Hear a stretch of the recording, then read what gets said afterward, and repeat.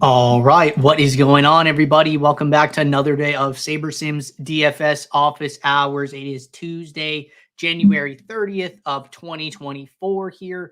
Looking ahead, we have a 5-game NBA main slate as well as a 2-game NHL main slate over in the hockey streets. So for those of you who are new here, welcome. My name is Andrew. I'm one of the coaches over here at SaberSim. This is a show where we go over how to use the SaberSim app, answer any and all DFS related questions. You get your questions in one of three ways here. First off, send us an email, support@sabersim.com. Second, post it live in the YouTube chat. Third way, post it in the office hours channel in our Discord server. If you're not in our Discord and want to get access to that channel, there is a link in the description of this video. You also get access to our similar channels, individual sport channels, and you get access to the rest of the SaberSim team here. So can't say enough good things about the Discord. But with that said, we're going to jump in here. Hope you guys enjoyed having Jordan on the show yesterday. Shout out to Jordan for picking up where I left off. I know we took a little bit of a break, so appreciate you guys, but we are back and we are going to be getting back after it here. So I'm excited to be back. I'm ready to rock out and do this show. So if you guys have questions, now is always a good time to get those in here. You can post them in the YouTube chat or the Discord. We get to all the questions before the end of the show. But looks like we had a question come in late yesterday. Looks like we had a couple people here, Pat Kingpin and Henry, helping out my man Pete, PD Mac. So appreciate you guys jumping in and helping him to get an answer. But did want to cover this for everybody else who watches the show, who this may be beneficial for as well. So the question was, NHL Showdown question coming one day late. I can't figure out how to make all of my lineups 4-2 or 5-1 stacks with a captain and including the goaltender as an option at captain. The advanced stack option excludes the goalie. I also want to avoid 2 4s and 1 5s with the captain on the lower stack team. I can't figure out how to filter out those kinds of lineups after the fact either. They still count as 4-man or 5-man stacks. I imagine this would also factor into MLB showdowns if that helps you think of a workaround. Okay, so looks like Henry jumped in and mentioned like a goalie rule that he uses. Looks like Pat Kingpin probably hit this one on the head here. So it's like you're going to have to use basically an if-then rule. So what we're trying to do is like, hey, if I have a captain, I want to use at least X players from the same team is effectively what we're trying to do here, right? So if I go to my lineup rules for this NHL showdown and then I go to group, I can go to automatic. And then what I could say is I could change use to if, okay? So then I could say if at least one primary player. And then what I want to do is I want to change group by. I want to change it to team here, okay? So this is really important to change that to team. Now I'm going to say if I use a captain from a team, then I want to use at least, and I'm going to say 3 players from the same team in the flex. So this will guarantee that you're getting minimum a 4 stack. Now remember, at least is saying, hey, I am okay with more, but I want the minimum is this number. So this will guarantee you get at least a 4-2 where the captain is on the team with the big stack. Okay. So if you set up a rule like this, I'm just going to remove the question really quickly so you can pause it and copy this rule. You know, that is going to give you what you're looking for. And then when I save this as a manual rule, I can go in and check it. So I save as manual. It's going to create 2 rules. And then what I could see here is that it's going to create one for each team. So it's going to grab all the players for St. Louis, put them in the captain, and then say use at least 3 players from the secondary. And then these are all the flexes. So rather than you having to go in here and click 38 times, if you do this as an automatic rule, it will effectively do that for you so you don't have to go back and do that, okay? And then the second part was I want to include the goaltender as an option at the captain. So you just do that in the captain spot, right? So what I would do is I would go to St. Louis, and then I would just make sure that he's checked, right? So Jordan Binnington has is confirmed to start at goalie here, and that's all you need to know. So as long as this player is checked in the captain spot, then he is eligible to be put into lineups, okay? And then the way you can check that is with your pool exposure. So maybe you don't get any lineups with him in your top 20. Well, you can look at your pool exposure and be like, oh, hey, I have X lineups with him. I want to force a little bit of him. So then I can just go into my minimum exposure column here, type in a percentage. Maybe I want, 10% of my lineups to have this player at the captain. That puts him in, and then I'm all set. So those are the two ways, probably easiest ways to solve the rule that you're looking for. So if you have any follow-up, let me know. But I did want to cover that for everybody. Also appreciate you guys jumping in and helping out. Okay. Looks like there was a little back and forth here. So I'm going to post the original question, and it looks like my man Matt here jumped in. So original question was, if you upload projections and a game has already started, does the grayed out players take the new projection set, or does it use the live projection regardless? If it uses the imported one, is there any way to say, I want it to use live for games that have already started? And then Matt jumped in and said, for actual late swap projections for the lock games don't matter, since those players can't be added or removed from the lineup. And then he followed up by saying it will just use our live sims and ignore what you have uploaded for the games that have locked. So, one thing that a lot of people do is they're uploading projections. Like, say we go over to tonight's NBA slate, right? I go over to this 5-game. People usually are, if they're uploading stuff, they just have a big set with all the games, right? So say that, this first wave of games locks, right? There are 3 games at 4:30 p.m. Pacific Standard Time here. Then, what if news breaks for one of these later games, right? Well, a lot of people will just update their projections, and then their new projection sets are still going to include all the original games here, right? Well, what happens is that we effectively lock like the projections for those players, and then we only use the live sims from there. So remember that as the games go on, as players are playing, we understand what the score of the game is. We see in real time, how many shots has this person made? How many minutes have they played? What stats have they achieved to this point in the game? And then we adjust their projection through the end of the game. So, when Luka goes out and scores 100 points. Well, hey, maybe at half he had 40 and his projection was 60. Well, now we are updating his projection for the rest of the game based on how he's done to that point. And then we do that in the third quarter. We do that, every couple minutes we're running those live sims. So when you upload projections for players whose games have already started, that effectively can't have an effect on your lineup because all your players are locked already. So the best thing to do is just for us to use the live sims to understand how your players are doing up to that point in time, because you cannot remove them or add them into any lineup. So therefore, it's like kind of a moot point to upload projections for players whose games have already started and actually use those. So we're just using the live sim in that scenario. But really good question. Happy to clarify there. Okay. Question here from Kenson. And can't display this perfectly here, so let me move real quick.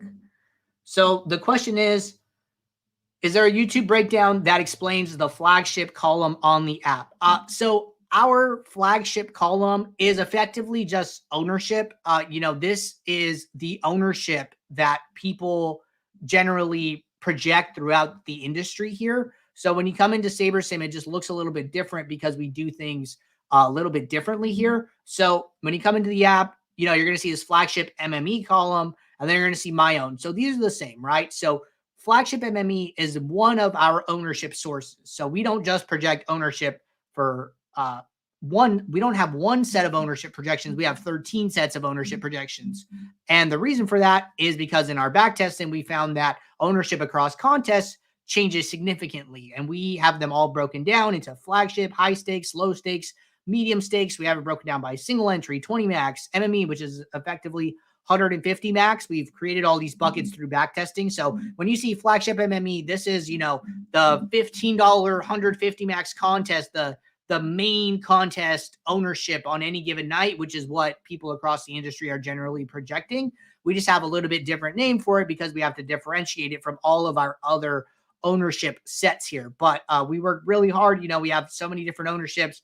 And, if you want to see what those look like, you can go into the contest tab. You can go to field lineups, and then you can actually click on these. So remember that the ownership projections are exposures from an ownership build. So we run a build, and then the player exposures that come out of those end up being the ownership projections. And then you can even go in and see the lineups that were used to get to those exposures. So that's the way that it's working here. And then if you want to know more like, hey, what is high stakes? Hey, what is low stakes or et cetera here, go to your contest sim settings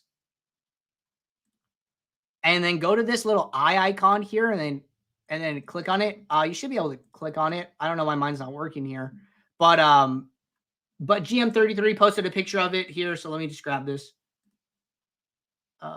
Save. Downloads. So thank you for grabbing that. So this is what it's supposed to say in the pop-up. It says our field lineup entry fees are generally broken down like this. Low stakes is contest $4 and under. Generally that pros can't play. Flagship is $4 to $30. Medium stakes is $30 to $100. And then high stakes is $100 or more in entry fees. So that is what you're supposed to see here. I will log a bug that it's not popping up appropriately here, but that is the breakdown that you need to know. All right. Keeping it rolling. Looks like there was some discussion around this question. Okay, so jumping over to the live YouTube chat. We got one question here from Derek. And Derek said, when adding a weighted average for ownership, is there a way to quickly exclude the various contest ownerships you don't need? Like if I want to weigh my projections with SS Flagship MME, I have to put every other ownership value to 0. It does add some time. Good question. So right now there is not like a quick way to do it. So what we're talking about is like, hey, I'm uploading ownership columns and then I'm creating some type of weighted average, right? So like say I save a second set of ownership. Now I have, now I have a couple different sources here. Maybe I should have changed some before doing that. So let me just like move some stuff around. Okay, boom, move this guy, move these 3 guys. Okay, bang, bang, bang. Go to my settings, save ownership, save it as source 1. So then now it's going to create a new column here. And then when I go to my own and then I go to average, well, what's going to happen is that it's going to take the average of my column and the flagship. And not sure why the weighted is grayed out here, but generally what will happen, I could do add weighted average, sorry. So when I add the weighted average, what happens is that it will take the average of all 13 buckets. So what you do have to do is like, you have to come in here and say like, okay, I want 50 for my ownership and then 50 for the MME. And then I just go in here and then have to set all these to 0. So unfortunately, there's not an easier way to do this at the moment, but I could log this as a feature request and just say, hey, make the functionality here a little more easier to use. I don't mind doing that at all. So let me make a note here because I do know that could add, some seconds here. It took me like 10, 15 seconds to do. A little tedious probably to do it over and over again. All right. Samuel said, how was the beach? It was great, man. Went down to Cancun, had a good time with the family, and ready to get back after it. Always good to have a little rejuvenation, and I'm hungrier than ever. So let's roll.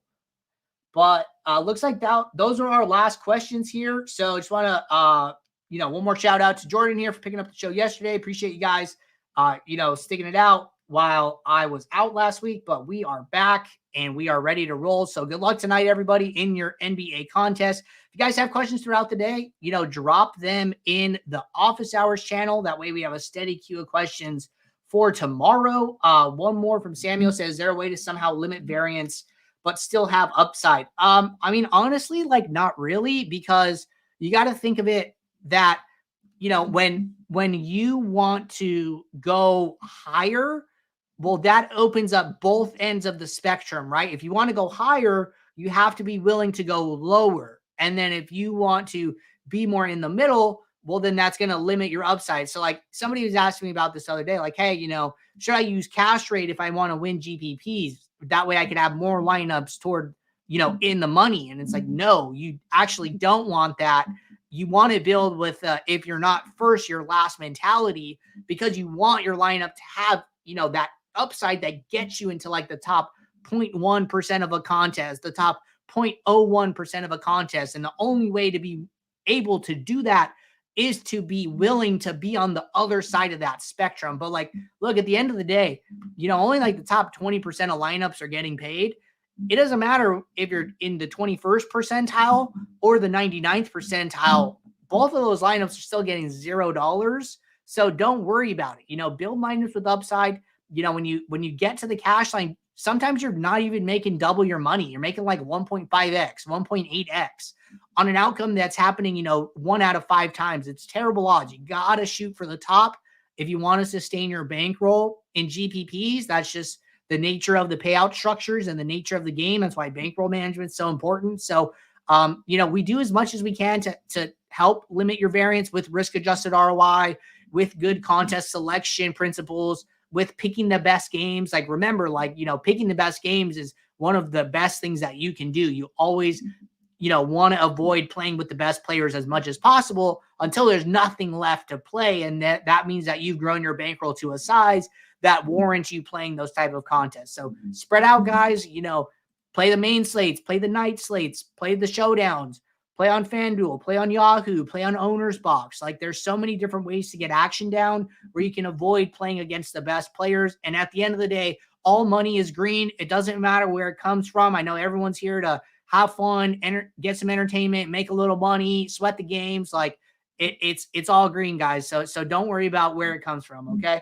But that's my advice today. Hope everybody has a great rest of your day. And until tomorrow, I'll see you guys. Take care. Good luck. Bye.